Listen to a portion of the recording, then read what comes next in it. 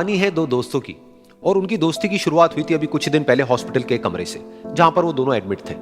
तो दोनों में से जो एक था उसको अभी कुछ दिन पहले एक पैरालिसिस का अटैक आया था, जिसकी वजह से गर्दन के नीचे की उसकी पूरी बॉडी पैरालाइज हो गई थी और वो अपनी एक उंगली तक नहीं हिला सकता था। और पूरे दिन जो भी नर्स उसके पास में आती वो उसको एक ही बात कहता कि मुझे कोई ऐसा इंजेक्शन दे दो जिससे कि मैं मर जाऊं, अब मैं और जीना नहीं चाहता, ऐसी जिंदगी का मैं क्या करूं।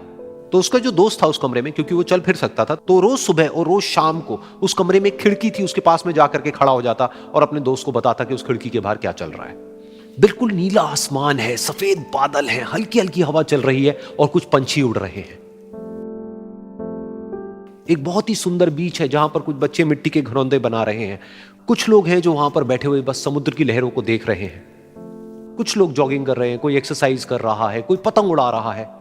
वहां पर एक आइसक्रीम की स्टॉल है जहां पर कुछ लोग आकर के आइसक्रीम खा रहे हैं। और सनसेट के टाइम पे जो पानी है वो पूरा गोल्डन हो जाता है और चमकने लगता है। तो शुरू में तो जब उसने वो सब बताना शुरू किया तो उसके दोस्त के ऊपर ज्यादा असर नहीं हुआ, लेकिन धीरे धीरे उसके अंदर जीने की चाह जागने लगी।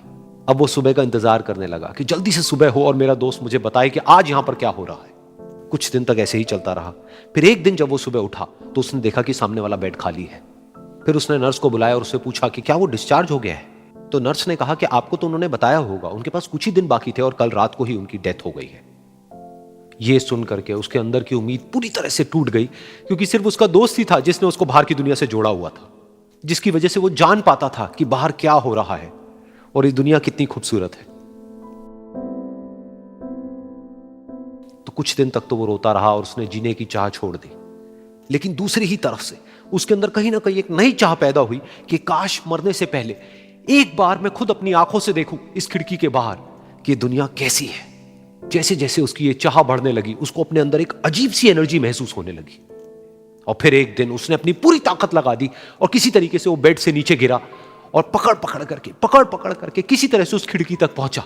फिर उस खिड़की को पकड़ करके वो खड़ा हुआ और खिड़की के बाहर देख लिया। लेकिन खिड़की के बाहर देखते ही वो गुस्से से भर गया। उसने जोर से नर्स को आवाज लगाई और जैसे ही नर्स आई उसने नर्स से पूछा, ये तुमने क्या किया, ये खिड़की के बाहर काली दीवार क्यों खड़ी कर दी। तो नर्स को समझ नहीं आया वो क्या बोल रहा है और वो बोली कि मुझे 5 साल हो गए हैं यहां पर, जब से मैं आई हूं तब से तो ये काली दीवार यहां पर है। तब जाकर के उसको समझ आया कि उसका वो दोस्त उससे झूठ बोल रहा था। और उसने नर्स से पूछा, अगर ये काली दीवार पिछले 5 साल से यहां पर है तो मेरे दोस्त ने मुझसे झूठ क्यों कहा। तो नर्स थोड़ा सा मुस्कुराई और बोली कि मैं ये तो नहीं जानती कि उन्होंने आपसे झूठ क्यों कहा, लेकिन मैं इतना जरूर जानती हूं कि जो भी कुछ उन्होंने आपसे कहा उसी वजह से आप अभी अपने पैरों पर खड़े हैं।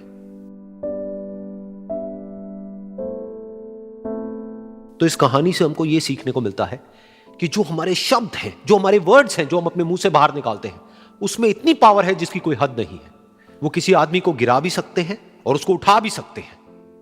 तो अब आपके ऊपर है कि आप अपनी इस पावर को यूज करते हो या मिस यूज करते हो।